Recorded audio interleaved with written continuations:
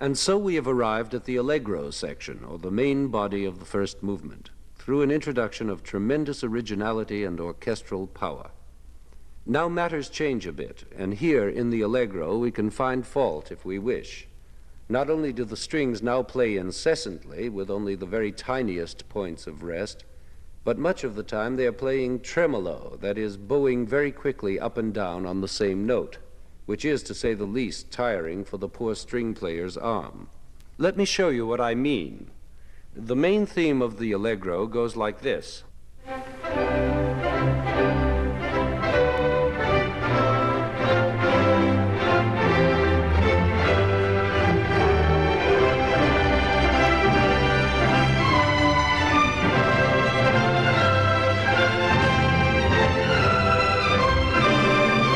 Schumann first states the theme simply, bowing one stroke to a note.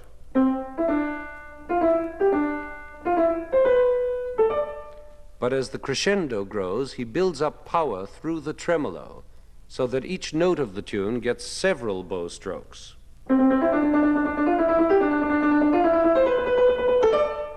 This is conventional string writing, if not piano writing, and is not only admissible but even advisable for purposes of generating more volume and continuous power. The only criticism here is that Schumann keeps doing it almost without let-up, so that it becomes tiring for the player.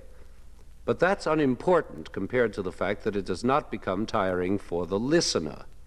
And the reason for this is Schumann's imaginative handling of the winds and brasses in such variety of combinations with the strings that the tremolos are made to sound constantly different. Listen, for example, to this transition passage where the winds are developing that agitated figuration from the introduction, and the tremolo strings reply in dialogue.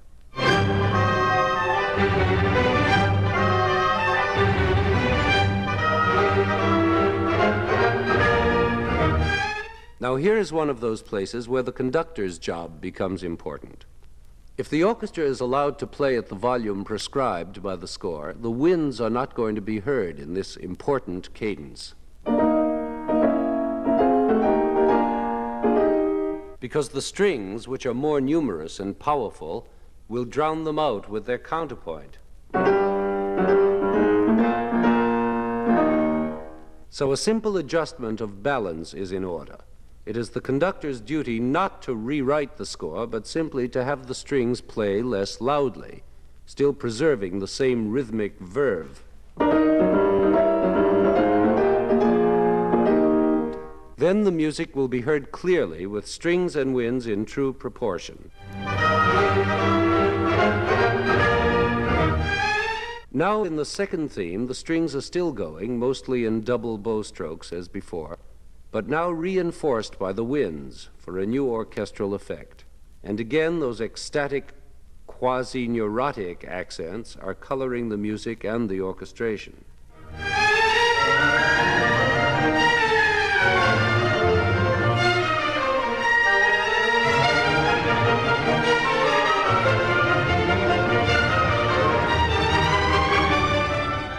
This technique continues through the development section, with the violinist's bow arms working overtime, until a point where Schumann, like Beethoven in the Eroica, unconventionally introduces a new theme. And here the woodwinds take over, providing a much-needed rest for the strings, which now operate only as a kind of adornment.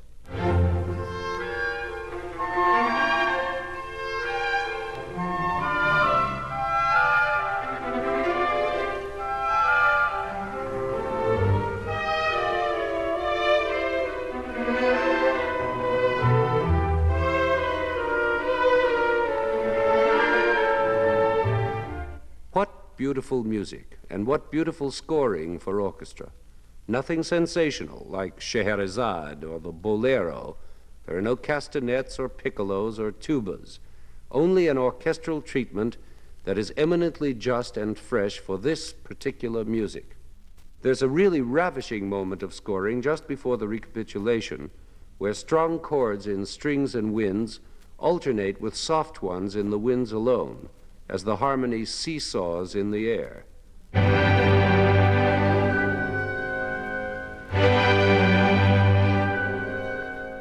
Did you hear that warm, romantic figuration in the cellos?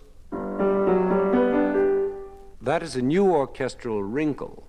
It's a kind of active cello writing rarely found before Schumann. And when, toward the end of the movement, the brass utterance of the introduction intrudes itself triumphantly into the allegro texture, we are really in romantic territory. For here is one of the earliest uses of the cyclical form, that is, the plan wherein motives from the opening germinate throughout the symphony, recurring in odd places and linking the various movements thematically.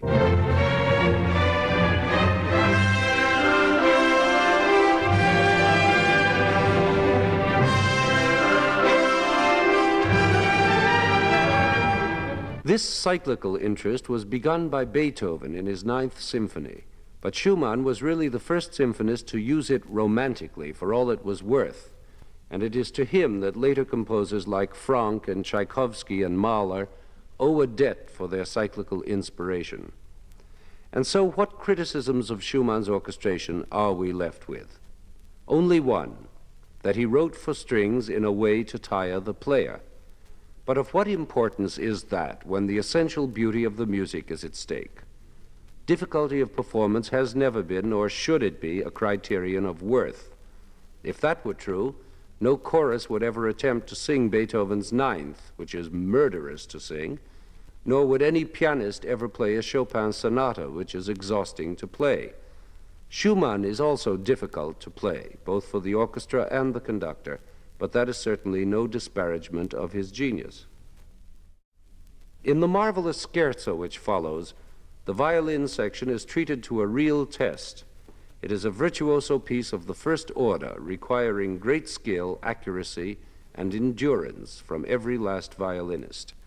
And this, mind you, hard on the heels of a first movement in which the violin section has been given no quarter. It is merciless, but it is great music. The scherzo begins this way.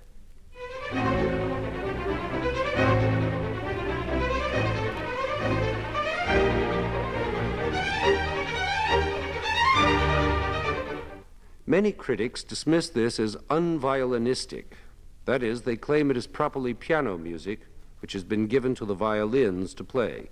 The theory being that Schumann was basically a piano composer and that his orchestral works suffer thereby. This is simply untrue. Any pianist can testify that it is just as difficult to play on the piano. And again, difficulty of performance is no criterion. As the scherzo goes on and the violins climb to higher positions, it becomes even more difficult.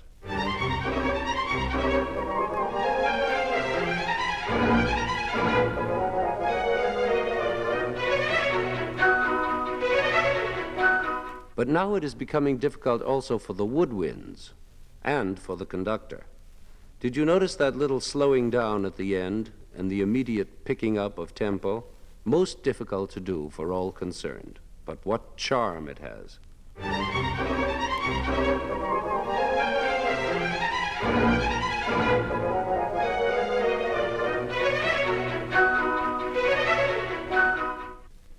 There are two trios, or middle sections, in this movement, both contrastingly delicate and chamber music-ish in quality. The first trio makes a special use of the winds, again providing a resting point for the overworked strings.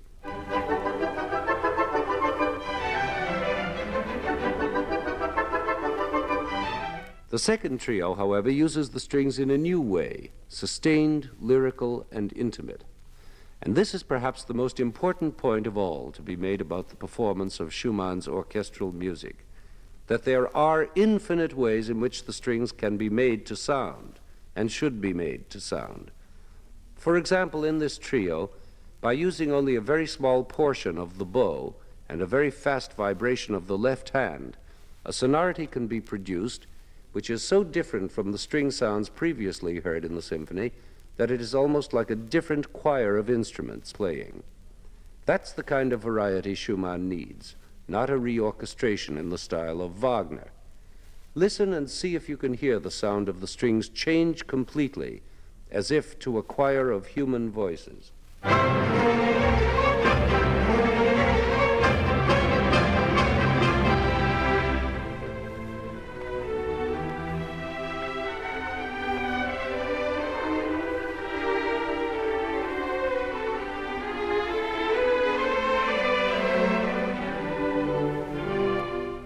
So Schumann's so-called overuse of strings is more than justified by the variety of ways in which he handles them.